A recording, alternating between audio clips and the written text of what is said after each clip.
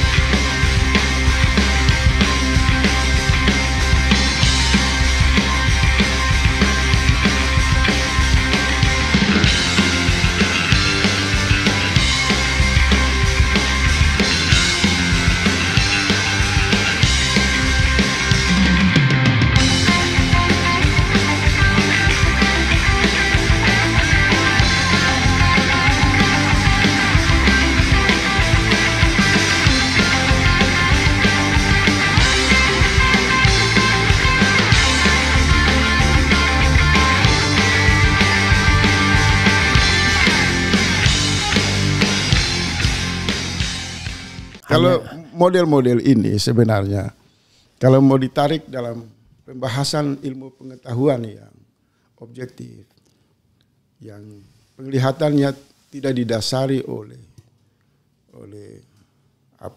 bias kepentingan apapun, maka kita bisa sampai pada satu kesimpulan yang sering saya bilang itu. Ini praktek kebun binatang, ini premanisme, cara-cara tata kelola kekuasaan yang sangat minim secara etika, sangat kering secara spiritual, dan tidak punya basic dialektika ilmu pengetahuan untuk menguji apakah perilaku ini mewakili enggak gambaran pemimpin di jalur peradaban kan. Ini selokan, gorong-gorong yang sering disindir oleh rakyat itu, dinasti Meong kan. Melawan dinasti Jokowi. Rezim gorong-gorong berubah menjadi selokan kan. Tampilan macan di hadapan kaca hanya delusi, ternyata kucing kampung. Jadi penyebutan etimologi atau terminologi yang secara sederhana dari sisi ilmu pengetahuan itu sudah mewakili realitas perilaku kekuasaan yang berlangsung selama era Jokowi maupun Prabowo ini. Nah, apa yang akan terjadi? Sekarang ini kan kita lihat banyak kaum muda yang agresif dan progresif, yang memiliki sumber daya hebat, dengan terpaksa memunculkan satu deklarasi perlawanan secara tegas dengan mengusung tagar pindah, lebih baik kabur aja dulu. Nah, ada semacam upaya menghindar, bermigrasi ke negara-negara tetangga untuk menemukan ketenangan, peluang usaha, menemukan peradaban.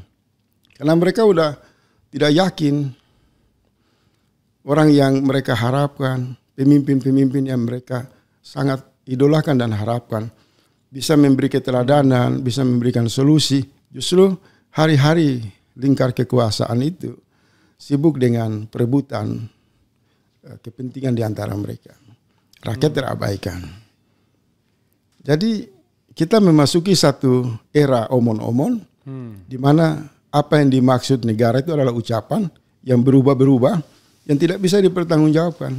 Sementara parade yang terkesan militerisme mengawal kebijakan makan gratis, makan bergizi gratis, kemudian pengangkatan sejumlah jenderal aktif di pusat-pusat kebijakan struktur strategi dengan menabrak aturan kan.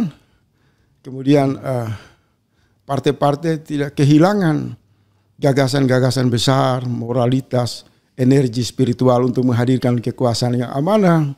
ditambah dengan pemasungan terhadap hak-hak kedaulatan intelektual kampus yang dibungkam tidak bisa berbicara menghadapi kenyataan yang semakin berperilaku premanisme ini. Nah, apa yang mesti dilakukan?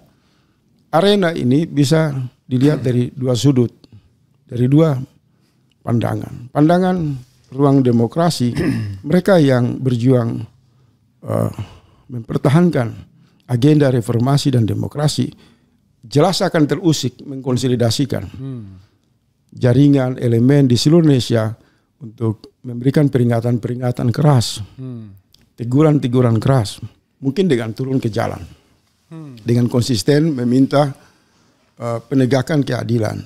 Isu mengadili Jokowi menjadi fokus dari gerakan intelektual, civil society, rakyat kecil dan seluruh kelompok yang jauh dari elit-elit partai yang bermasalah ini. Sementara karena basis Indonesia ini dilihat mayoritasnya Muslim, maka sudah mulai muncul pandangan-pandangan yang tumbuh di kalangan ulama, kiai kritis, umat yang kritis, intelektual Muslim.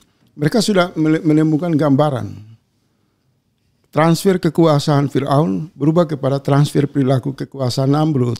Oke. Podo wae. Sama aja. Suara-suara itu sudah mulai dimunculkan sebagai basis kajian untuk meneropong ontologis dari konstruksi kejahatan yang sementara ditransfer oleh Jokowi ke Prabowo. Nah, kenapa contoh Namrud ini tiba-tiba muncul? Dan saya banyak mendapatkan WA perbincangan yang lebih dalam untuk bicara itu. Karena fenomenanya sama.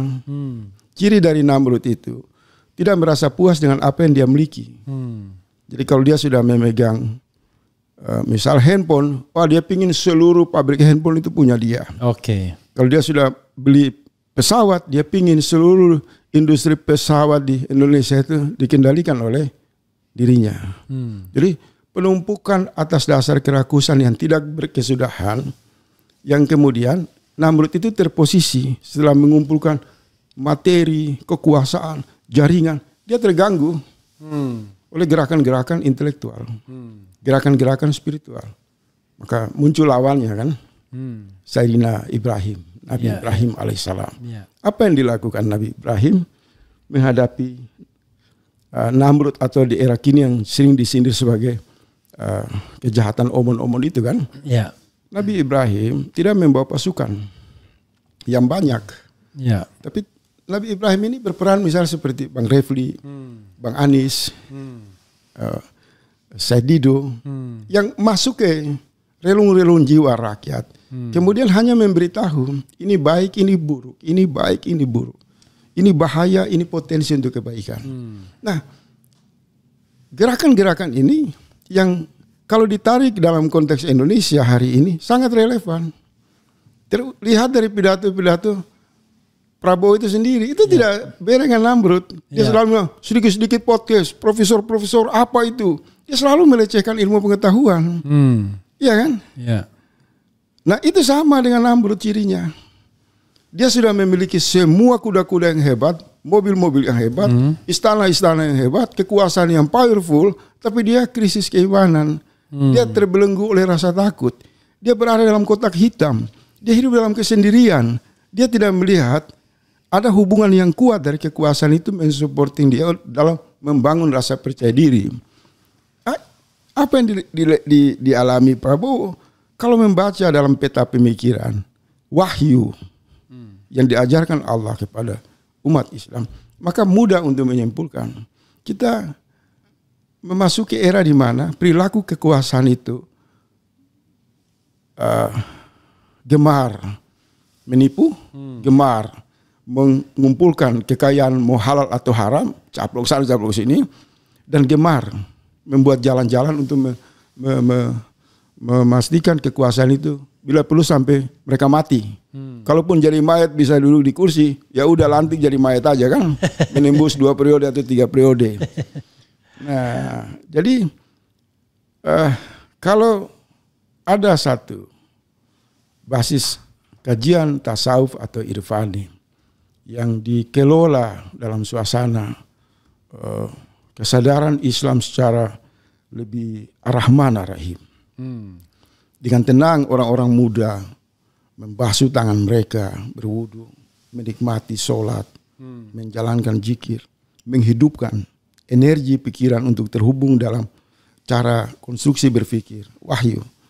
Melihat realitas ini, maka sebenarnya menghadapi Namrud itu tidak perlu capek-capek. Lihat podcast terus menyuarakan kebenaran. Datang ke desa-desa menjelaskan bahwa negara tidak punya presiden tapi calon presiden. Negara tidak punya kabinet tapi hanya tim sukses. Nah kalau itu terus menerus maka akan sampai di telinga Namrud. Ternyata semua pidato omon-omon itu tidak berhasil memprovokasi rakyat untuk membenarkan kejahatan dalam bernegara. Yang diibaratkan dalam Quran itu diperumpamakan sebagaimana semut yang masuk dalam telinga itu Namrud. Mengganggu dia selama artinya puluhan tahun. sebenarnya bukan semut. Suara kebenaran yang sangat halus dihembuskan oleh Nabi Ibrahim dengan energi yang begitu latif, halus, membuat dia goyang. Dan pada akhirnya apa yang terjadi? Dia pembuluh darahnya pecah, dia mencapai temperamen emosional yang tidak bisa terkontrol.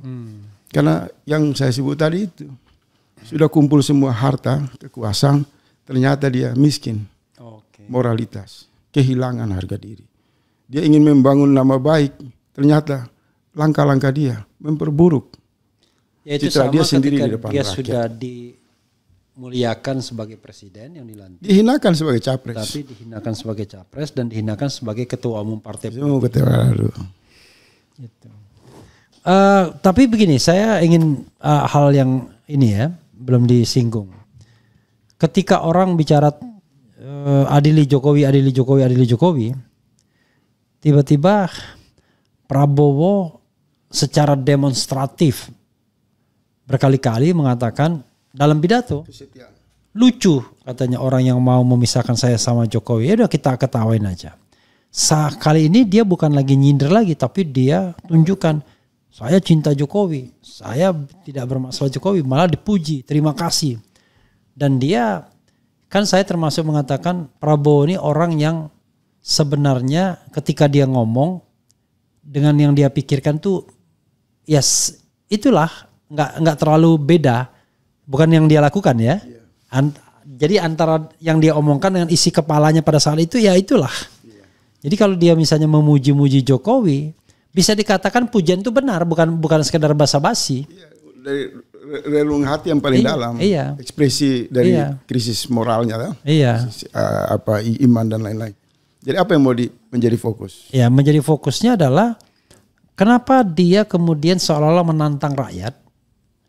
Padahal kan kalau kita bicara tentang adili Jokowi, kan pilihannya 3. Aktif, dan rasanya Prabowo tidak mungkin aktif. Pasif, paling safe ya kan.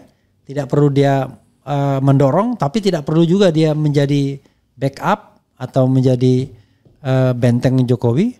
Tetapi yang dipilih dia menjadi benteng Jokowi saat ini. Dengan pernyataan tidak bisa dipisahkan, dengan pernyataan terima kasih Jokowi dan lain sebagainya. Makin menegaskan bahwa Jokowi ini sosok yang kuat, penting, dan rakyat nggak penting. Rakyat yang menggugat Jokowi yang banyak itu nggak penting bagi dia. Kan sama saja dia mengatakan kamu nggak penting. Ini satu orang ini jauh lebih penting dibandingkan seluruh rakyat. Hajat hidup seluruh rakyat. Kan begitu. Dia ingin mengatakan begitu akhirnya. Dan dalam konteks terpilih sebagai presiden, ya it happen, terjadi seperti itu kan. Dia cukup pegang satu orang, dia menang. Jadi jangan-jangan keyakinan itu sudah berurat berakar, dengan kita nggak punya harapan lagi, jangan-jangan. Ya itu yang tadi saya bilang, kalau saya agak keluar dari kebiasaan umum. Saya belakangan setelah melihat semua literatur dari sudut pandang bagaimana ilmu negara itu dilihat kan. Dari pandangan David Epter misal menawarkan ada krisis negara dilihat dari institusionalisme, behavioralisme, ideologi dan lain-lain lah. Begitu Anthony Giddens, Abang juga membaca banyak literatur. Kemudian itu kita sampai, saya mencoba mau lihat dari sisi langit, petunjuk yang datang dari Quran, mengcapture Prabowo dan kelompoknya. Saya menemukan perilaku ini tidak beda dengan Namrud. Oke. Nah, Namrud itu memang antara kekuasaan di lingkarannya dan dirinya itu memang gila pujian. Jadi dia punya segalanya, tapi tetap merasa kurang. Ya dia miskin. Iya. Yang Dia tadi punya dibilang segalanya, bagus tapi itu. mentalnya miskin. Nah tadi bilang Bang Refli itu bagus. Antara ucapan dan isi kepala. Itu kan problem Namrud kan. Iya. Nah, maka ketika orang mengatakan di mana-mana tentang paradoks Indonesia versi Prabowo, itu sebenarnya menggambarkan. Iya. Yang kalau ada laporan medis bisa mereka simpulkan ini gangguan. Gangguan pada faktor kesehatan fisik yang berakibat jiwa. Atau juga problem perjalanan perburuan kekuasaan yang begitu panjang, begitu berdarah-darah. Sehingga maka dia sampai ke atas ada kutukan. ya. Karena kamu melalui selokan-selokan kotor, maka tidak bisa. Kamu menjadi pribadi yang sungguh-sungguh mewakili energi kebenaran. Jadi bagaimanapun alam dan kehendak ilahi tidak akan membiarkan orang-orang jahat itu sehebat apapun bisa menutupi topeng mereka. Nah kan terbuka kan? Terbukalah di pidato HUT, terbukalah di forum internasional, di berbagai arena. Nah rangkaian ini yang awal saya diskusi tadi saya mengatakan diperlukan penglihatan khusus dari sisi medis. Ya biar objektif. Apa gangguan pada kabel-kabel di dalam pikiran Prabowo itu sendiri. Jangan-jangan sudah banyak putus sehingga yang berfungsi hanya yang kalau abang lihat plus minus kabel ya kan. Nah, mungkin saat pidato itu kayak kita lihat listrik yang lampunya udah kedap-kedip itu kan, asap keluar. Maka ucapan-ucapan ngawur itu keluar. Presiden merendahkan diri, turun dalam derajat ketua umum dan calon presiden. Itu satu kegilaan. Satu aib di mata dunia internasional. Karena orang akan mengatakan ini orang bodoh. Kamu itu kepala negara dengan seluruh fasilitas yang kamu miliki. Tidak ada orang yang berani menghadapi kamu.